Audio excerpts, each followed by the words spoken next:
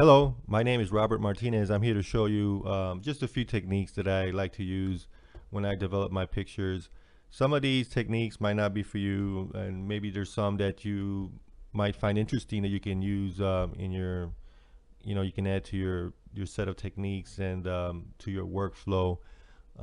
Some of the techniques that I do, I kind of look at them in a way as if they were, as I was, when I look at a picture, I look at it like if it was a painting, and I try to add a little bit of dimension to it by modifying some of the colors, the saturation, and stuff like that.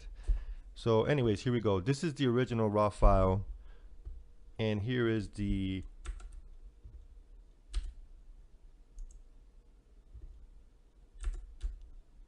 after. This is after I tweak the colors, and also I tweak the saturation and stuff like that with the adjustment brushes in Lightroom.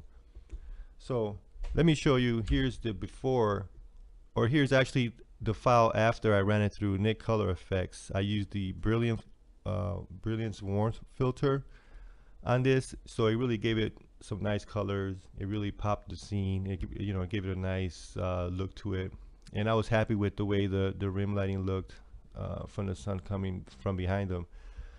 Now, what I didn't like about the scene afterwards was that there was just too much color in certain areas, and I didn't really want, like, for example, back here, this red sign and this blue here was just too vivid, too colorful for me.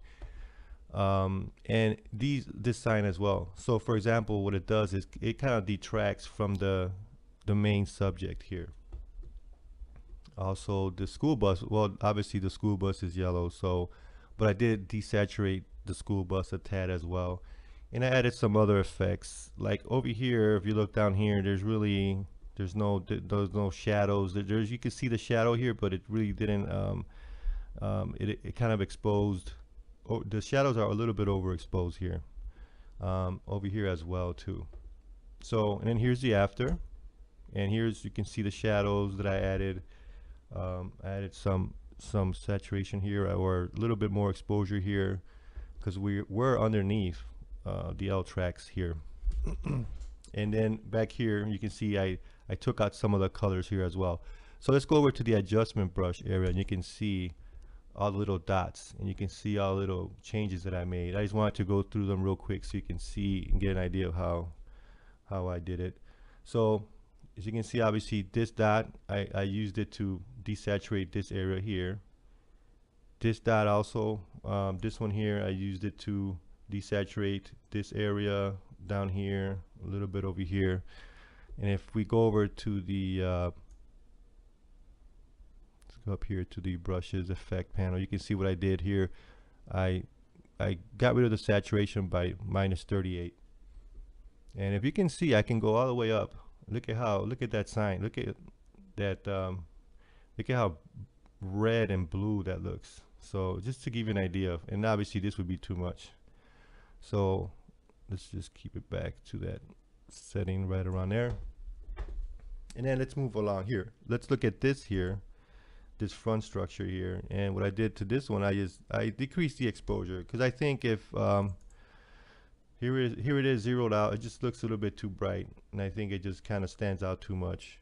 And in the order of perspectives and stuff, I like my stuff that's in the foreground, I like it to be a tad darker and more saturated anyways. And then as the stuff recedes into the background, I like those things to look less colorful, less in focus, depending on the scene. I'm just giving you these ideas to keep in mind how even just, one picture you might shoot it, but if you add just a little bit of these little things to it, I think it adds a little bit more to the photograph, or it adds a little bit more dimension and stuff like that. So okay, so let me go back here and keep this one, darken this up a little bit as it was before. Well, actually I was over here. Okay, and then here's another one. Here's a school bus. The school bus, I took a little bit of that yellow out because I just didn't like, it was just a tad too vivid. Here it is, see, and I'm gonna bring it down.